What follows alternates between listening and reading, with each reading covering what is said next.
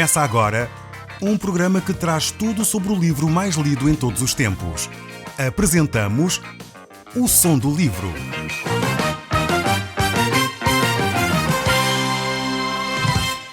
Seja muito bem-vindo. Neste podcast vai encontrar o livro mais conhecido e lido em todo o mundo. Vamos levá-lo numa viagem pela história da humanidade. Este é um audiolivro para si, para a sua família e sociedade em geral. Contextualização e comentários de Paulo Chaveiro. E hoje nós estaremos a olhar para o livro de Neemias, no capítulo 3. Estaremos a ver este capítulo a partir do verso 28.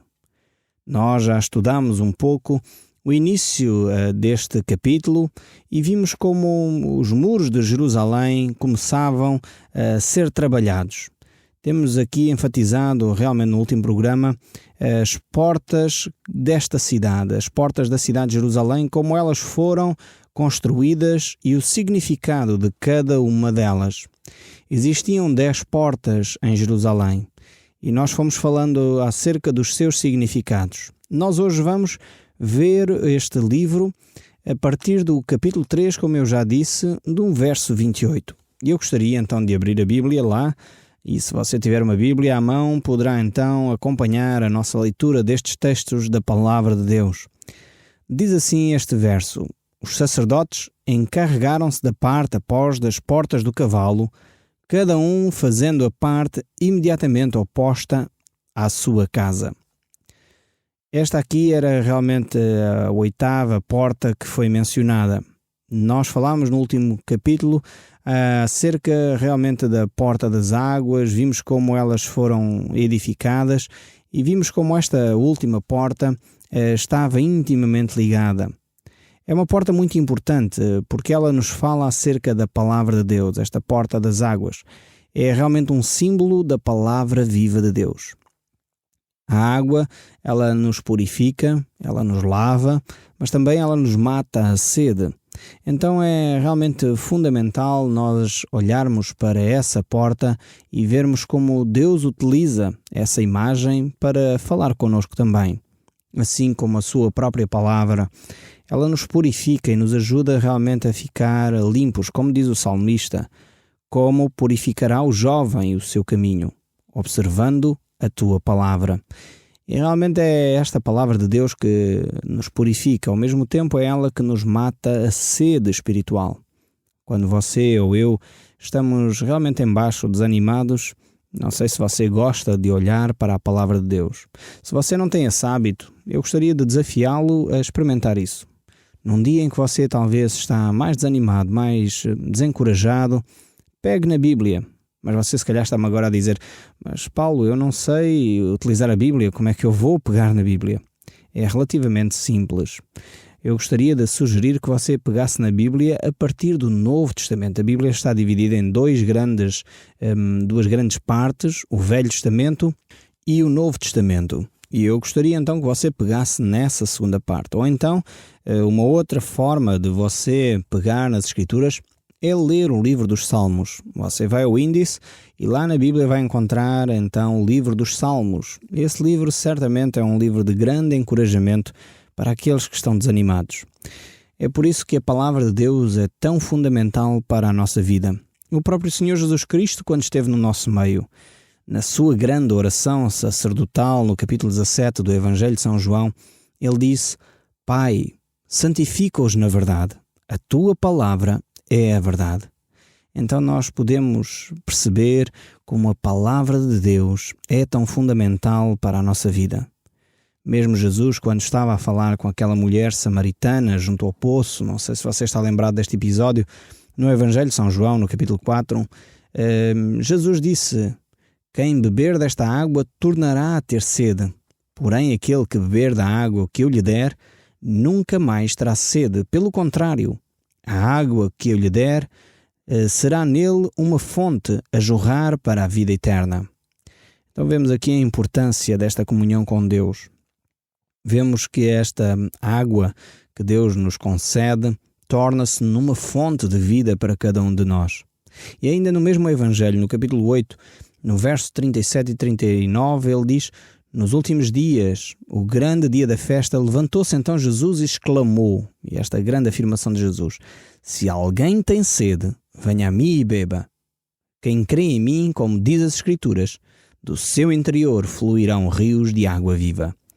Grande promessa esta do nosso Senhor Jesus Cristo, que nos mostra realmente que a palavra de Deus se cumpre integralmente e podemos ir até Jesus para matar a sede da nossa alma. Se você tem uma alma sedenta, se você está à procura de Deus, eu quero dizer que você está no lugar certo neste momento a ouvir este programa. E eu espero sinceramente que no final deste programa Deus continue a falar consigo, mesmo depois de você ter desligado o seu rádio, pois é importantíssimo você perceber que a palavra de Deus pode matar essa sede que você sente neste momento. E é isso que eu gostaria hoje tentar também expor um pouco como você pode matar essa sede. Um dos desafios que a Bíblia nos deixa é exatamente esse de nos enchermos do Espírito. A palavra de Deus dá-nos até uma ordem, um mandamento dizendo: enchei-vos do Espírito. Então há uma ação concreta da nossa parte que pode facilitar o nós estarmos cheios do Espírito, nós podermos realmente ter comunhão íntima com Deus. Como é que isso acontece? Eu diria que acontece de 3 formas relativamente simples, mas que necessitam ser postas em prática.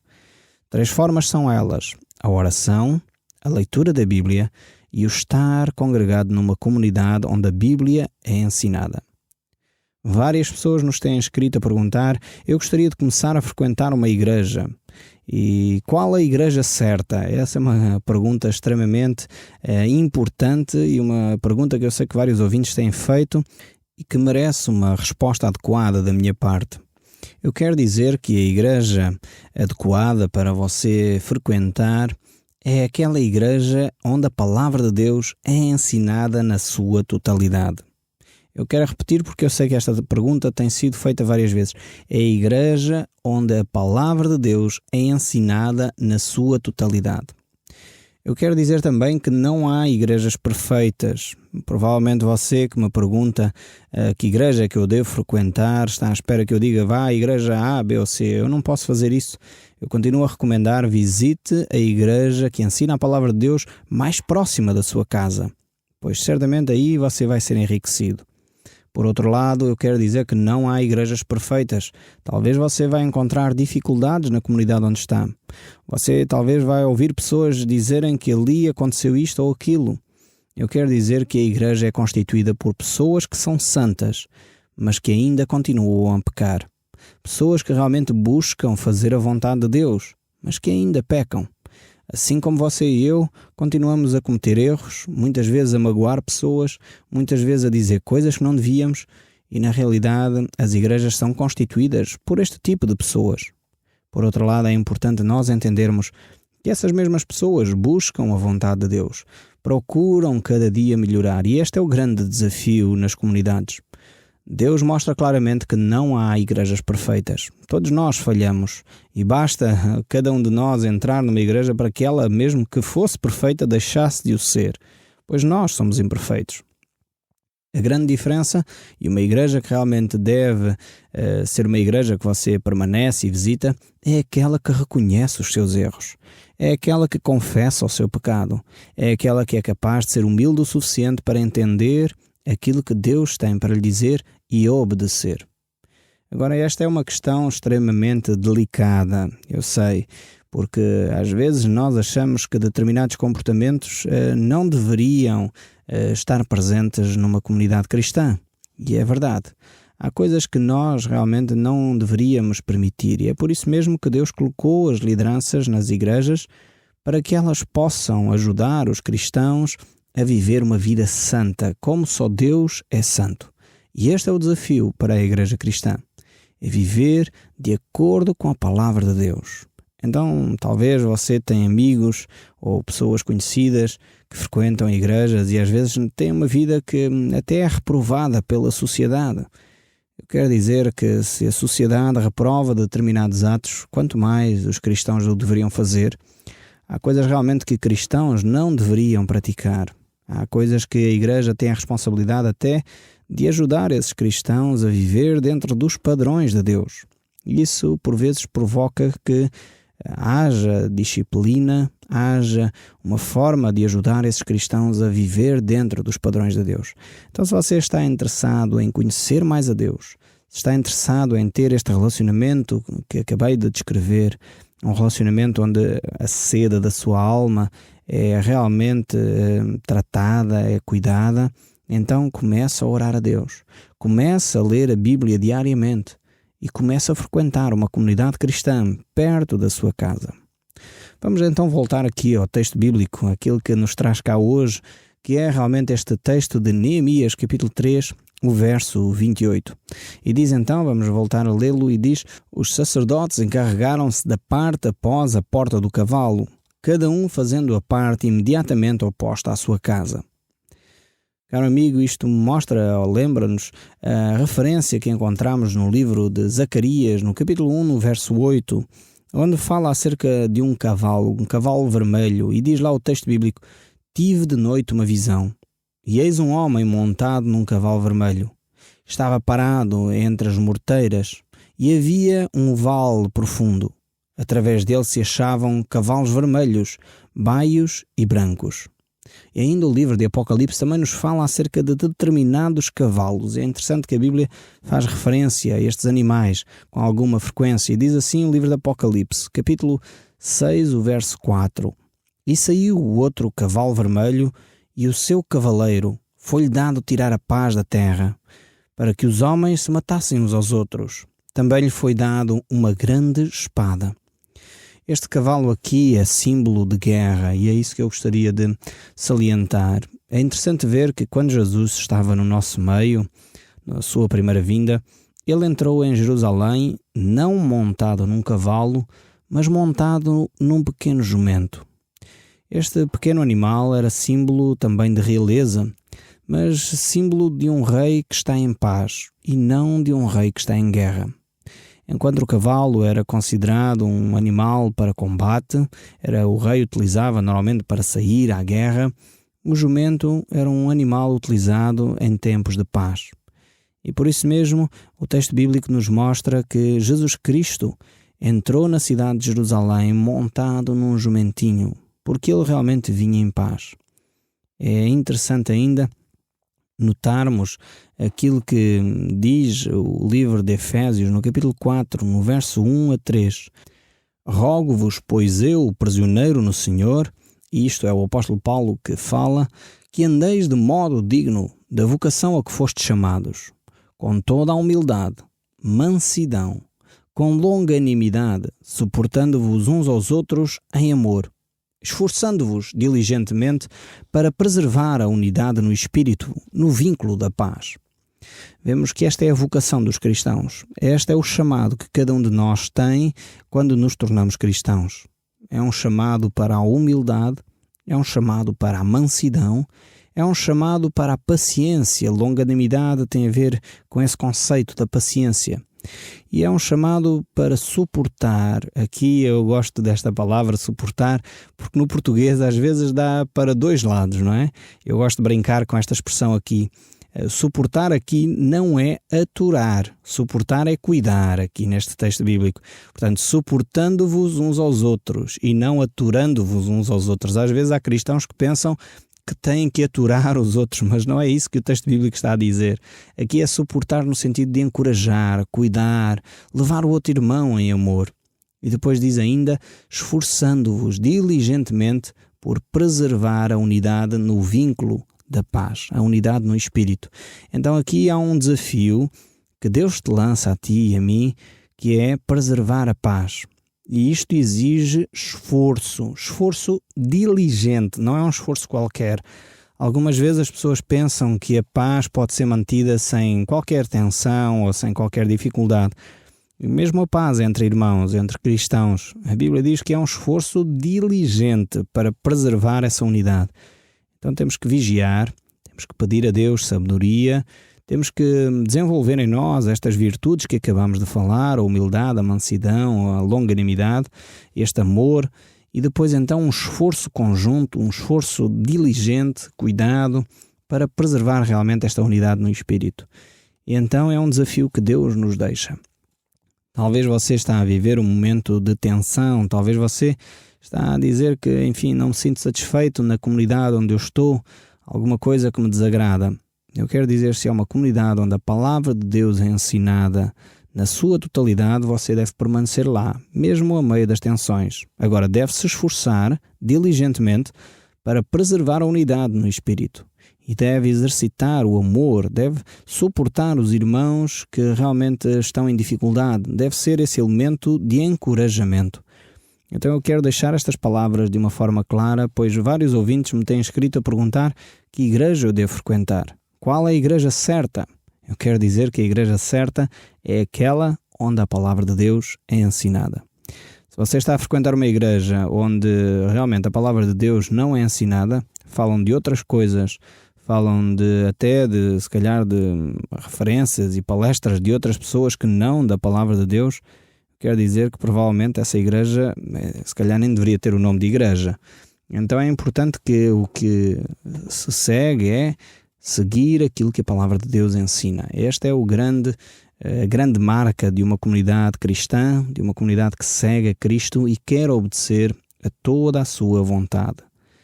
Então o apóstolo Paulo estava a deixar este requisito para a igreja, para os seguidores de Cristo, e eles devem realmente perceber que fazem parte uns dos outros e devem realmente ter esse cuidado de trabalhar em conjunto para preservar essa paz à sua volta.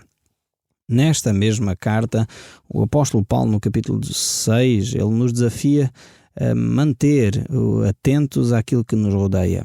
E ele diz: quanto ao mais, sede fortalecidos no Senhor e na força do seu poder, revestindo-vos de toda a armadura de Deus, para poderes ficar firmes contra as ciladas do diabo. Porque a nossa luta não é contra sangue e carne, e são contra os principados e potestades, contra os dominadores deste mundo tenebroso, contra as forças espirituais do mal nas regiões celestes. Portanto, tomai toda a armadura de Deus, para que possais resistir no dia mau, e depois de teres vencido tudo, permaneceres inabaláveis. Estai, pois, firmes, cingindo-vos com a verdade, e vestindo a couraça da justiça, calçai os pés com a preparação do evangelho da paz, embaraçando sempre o escudo da fé, com o qual podereis apagar todos os dardos inflamados do maligno. Tomai também o capacete da salvação e a espada do Espírito, que é a palavra de Deus, com toda a oração e súplica, orando em todo o tempo no Espírito. Este é o desafio do cristão, de estar sempre atento, pronto para a batalha, pronto para servir a Cristo, percebendo que tem de estar revestido de toda a armadura de Deus. Não pode simplesmente sair à batalha com o capacete na cabeça e pronto. Não, tem de levar a couraça, tem de levar os sapatos, tem de levar a espada, tem de estar com a armadura completa para poder enfrentar o inimigo. Mas continuando aqui, olhando para o texto bíblico, estamos agora no verso 29 deste capítulo 3 do livro de Neemias, e diz: Zadok, filho de Imeir, também reconstruiu a parte junto à sua habitação. Depois dele, Semeias, filho de Secanias, o porteiro da porta oriental. Vemos aqui mais uma vez esta porta que já foi referência, e vemos também que eles cuidaram de construir em frente à sua casa. Cada um realmente tomou essa diligência de construir em frente à sua casa. E o texto ainda prossegue no verso 30. Após ele estava Ananias, filho de Selamias, e Anum, o sexto filho de Zalaf, e Mesulão, filho de Baraquias, que reconstruíram juntos às casas em que habitavam. Malquias, um dos ourives, ocupou-se da secção que ia até à morada dos serviçais do templo e dos comerciantes, de fronte da porta da inspeção até à câmara superior, junto do canto da muralha. Os outros ourives e comerciantes completaram a muralha desde esse canto até à porta das ovelhas. Vemos aqui esta tática de construção bastante cuidada. Cada um tinha uma secção distribuída e então deveria cooperar juntamente com os outros para poderem assim reconstruir aquelas muralhas em tempo recorde. Vemos aqui mais uma vez a referência a esta porta das ovelhas, e nós já falámos deste aspecto quando dissemos que Jesus Cristo é o Cordeiro de Deus que realmente tira o pecado do mundo. E é por isso mesmo que o próprio Jesus Cristo olha para nós e Ele próprio se intitula o grande e supremo bom pastor e olha para nós como ovelhas. Por isso Jesus, ao falar com o apóstolo Pedro, perguntou-lhe: Pedro, tu amas-me? E Pedro respondeu: sim, Senhor, tu sabes todas as coisas, tu sabes que eu te amo. E então Jesus disse: apascenta as minhas ovelhas. Então Jesus realmente olha para cada um de nós como suas ovelhas, para aqueles que o aceitaram como Senhor e Salvador. Ele é realmente este bom pastor que cuida dos seus filhos. E nós podemos ter essa plena certeza na nossa vida de sermos conduzidos por Deus em todas as coisas. Ele por isso mesmo deixou-nos a sua palavra. Ele deixou-nos a Bíblia escrita para nosso ensino, para que nós pudéssemos então crescer espiritualmente, pudéssemos chegar ao conhecimento de quem Deus é e dessa forma ser edificados, dessa forma podermos aproximar-nos mais de Deus. E por isso mesmo todo o ensino das Escrituras são ensinos fundamentais para cada um de nós, pois Deus nos tem dado vida e vida em abundância. Deus quer realmente matar a sede da nossa alma. Por isso mesmo Ele disse: vinde a mim aqueles que têm sede. Quem tem sede, venha e beba. Beba desta água viva, esta água que vai produzir fonte no seu interior para a vida eterna. Então este é o desafio de Deus para si.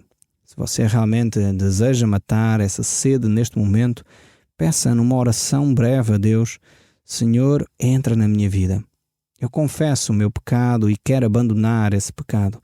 Eu confesso que tenho andado a viver a vida por mim mesmo, mas a partir de hoje quero que sejas tu a governar a minha vida.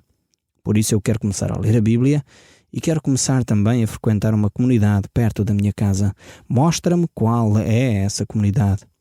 Você já tem uma referência, tem que ir visitar, poder ver se essa igreja que o recebe está a estudar ou não a Bíblia, tem um ensinamento bíblico, e depois então toma a decisão de ficar ou não, depois de algum tempo de avaliação, se essa comunidade ensina ou não a Bíblia. Mas comece desde hoje a orar e a ler a Bíblia. O Som do Livro, uma produção da Rádio Transmundial de Portugal.